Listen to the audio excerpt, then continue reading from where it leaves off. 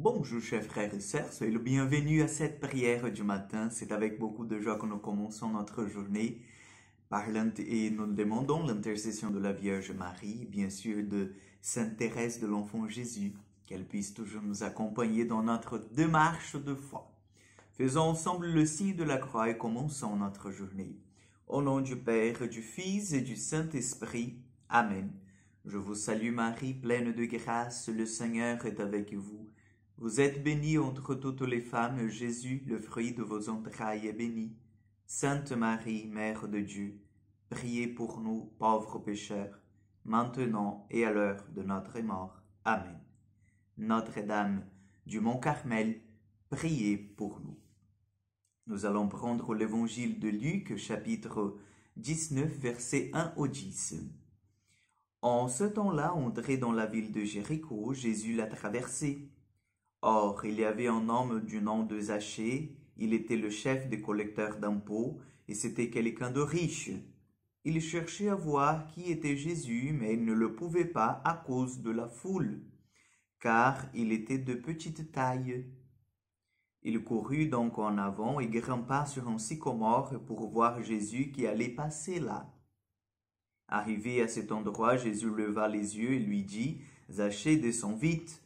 Aujourd'hui, il faut que j'aille demeurer dans ta maison. » Vite, il descendit et reçut Jésus avec joie. Voyant cela, tous récriminaient. Il est allé loger chez un homme qui est un pécheur. Zachée, debout, s'adressa au Seigneur. « Voici, Seigneur, je fais don aux pauvres de la moitié de mes biens. Si j'ai fait du tort à quelqu'un, je vais lui rendre 4 fois plus. » Alors Jésus dit à son sujet, « Aujourd'hui le salut est arrivé pour cette maison, car lui aussi est un fils d'Abraham. En effet, le Fils de l'homme est venu chercher et sauver ceux qui étaient perdus. » Acclamons la parole de Dieu. Oui, très chers frères et sœurs, donc nous avons bien vu et entendu aujourd'hui cette conversion de Zachée.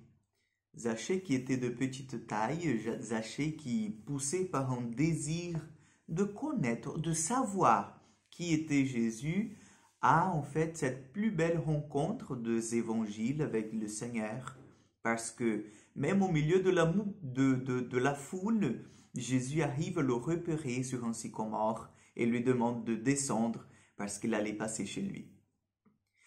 C'est très beau de voir cela parce qu'en fait, nous voyons que Jésus le voit chacun dans sa singularité. Jésus ne le voit pas en fait dans une foule, mais il voit chacun dans sa singularité. Et Zachée, dès qu'il est en contact direct avec Jésus, Zachée, dès qu'il expérimente cette joie d'appartenir au Seigneur, son cœur en fait ne veut rien d'autre chose sinon de tout se mettre, de tout mettre à l'œuvre pour que cet appel qu'il sent, ce désir qu'il sent d'être auprès de Jésus se développe davantage.